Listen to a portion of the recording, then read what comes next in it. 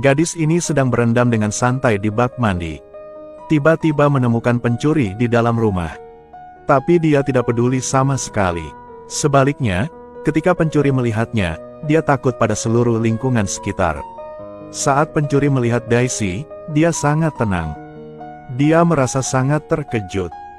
Berpikir, apakah orang-orang begitu santai akhir-akhir ini? Bahkan pencuri yang masuk ke dalam rumah pun tidak memperhatikan. Jika kamu melakukan itu, aku akan kehilangan muka lo. Daisy hanya bilang ambil apapun yang kamu mau. Saat kamu kembali, tutup saja pintunya untukku. Mendengar ini membuatku semakin merasa aneh. Saat ini dia melihat botol obat di atas meja. Sekarang aku sadar Daisy bunuh diri. Lihat nama obat di botolnya. Bukankah ini vitamin? Mendengar itu dan langsung berdiri. Ternyata aku salah minum obat. Pantas saja aku belum mati. Jadi dia berlari ke lemari obat lagi untuk mencari. Tapi setiap momen tertulis di pintu lemari. Bantu dia memilih ramuan yang tepat. Membuka botol obat dan meneguk semuanya ke dalam mulutnya. Lalu kembali dan terus mandi. Dan menyuruh menutupi pintu. Melihat itu, aku hanya perlu melakukan hal yang sama. Bawa semua barang berharga ke dalam mobil. Tapi itu belum lama. Mobilmu berhenti. Mungkin karena hati nurani. Setelah berpikir sejenak, akhirnya kembali ke kamar Daisy. Gunakan tanganmu untuk mengambil obat untuknya. Setelah Daisy memuntahkan semua obat padanya, dia pergi tidur untuk beristirahat. Agar dia tidak berpikiran bodoh lagi. Dia memutuskan untuk tetap di sini. Mulai menikmati kehidupan orang kaya. Semua yang ada di sini membuatnya merasa sangat bersemangat. Memang benar orang yang punya uang itu berbeda. Gunakan semua barang asli. Malam hari makan popcorn. Daisy terbangun dari mimpi. Dia menemukan bahwa dia belum mati. Lalu tanya Hori, "Kenapa kamu belum ganti bajuku?" "Khawatir berapa banyak uang yang akan merugikanmu, tahu?" "Jelaskan, saya khawatir Anda akan melakukan sesuatu yang bodoh. Itulah sebabnya aku bertahan. Ditambah lagi jeruk balimu terlalu besar. Saya khawatir saya tidak bisa mengendalikan diri. Makanya aku ganti baju." Daisy langsung turun sambil memegang sebotol wine dan meneguknya. Setelah beberapa saat suasana hatinya berangsur-angsur stabil. Pada titik ini saya berani bertanya mengapa dia ingin bunuh diri. Jadi Daisy orang kaya. Karena pacarnya dan sahabatnya memberinya klakson. Dalam keputusasaan aku ingin meninggalkan dunia ini. Tetapi sesaat kemudian Daisy bergegas keluar untuk menelepon. Melihatnya depresi. Mengetahui bahwa Daisy sangat terluka. Begitu saja dia diam di sisinya. Pergi ke kamar mandi bareng, nonton film bareng sambil minum alkohol. Secara bertahap mulai bergetar. Ini pertama kalinya dia merasakan perasaan itu. Tapi saat Daisy terbangun, dia mulai menyalahkannya. Karena dia serius mempengaruhi dia untuk bunuh diri. Dia diusir dari rumah. Tapi dia tidak mau menyerah begitu saja. Untuk membuatnya bahagia, dia secara proaktif menawarkan untuk memasak makan malam untuknya. "Jika setelah makan kamu masih ingin mati, aku tidak akan menghentikanmu lagi." "Tidak mungkin." Daisy hanya dengan enggan menyetujuinya. Mereka pergi berbelanja bersama. Dalam perjalanan melihat pemandangan yang indah. Nikmati udara segar. Suasana hati Daisy sedikit lebih baik lagi. Dua orang tertawa dan berbincang gembira. Seperti pasangan. Pulang dan pergi ke dapur untuk menyiapkan makanan. Ini makanan pertamanya dan Daisy. Harus ada formalitas. Jadi aku berlari ke mobil untuk mengambil jas yang kucuri untuk diganti. Daisy cantik sekali hari ini. Dia juga lumayan.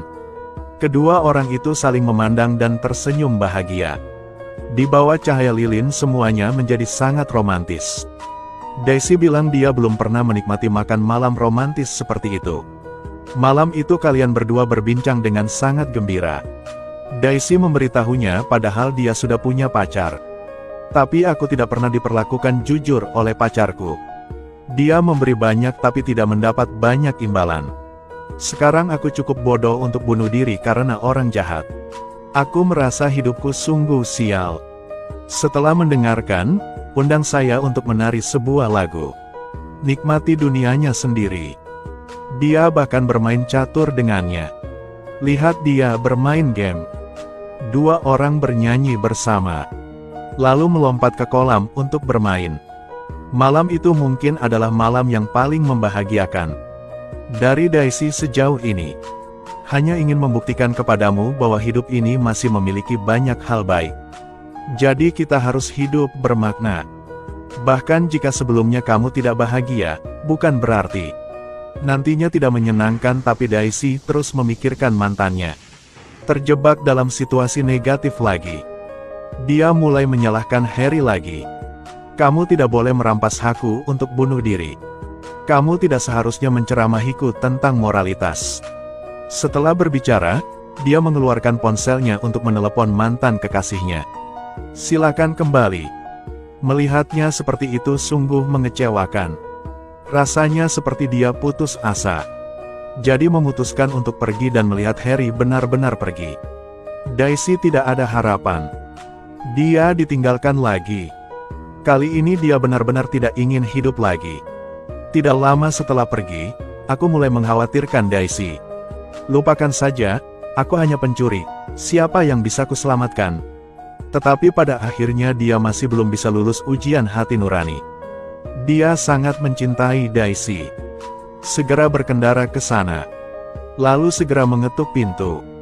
Tapi terus menelepon tapi tidak ada yang menjawab. Tiba-tiba melihat Daisy di danau. Tanpa ragu, dia melompat turun dan menggendongnya. Tetapi saat ini Daisy sudah tidak bernapas lagi. Dia menyalahkan dirinya sendiri karena tidak pergi. Tiba-tiba Daisy terbangun. Untungnya dia menyelamatkan nyawanya lagi. Dia membuatkan cangkir untuk Daisy. Lalu berbalik dan bersiap untuk pergi. Tapi kali ini Daisy menahannya. Tidak ingin melepaskanmu lagi. Dia berbaring diam di pangkuannya. Merasakan rasa aman yang belum pernah ada sebelumnya. Itulah yang tak pernah diberikan mantan kekasihnya pada sinar matahari pagi yang menyinari wajah Daisy. Memandangnya seperti menemukan makna hidup.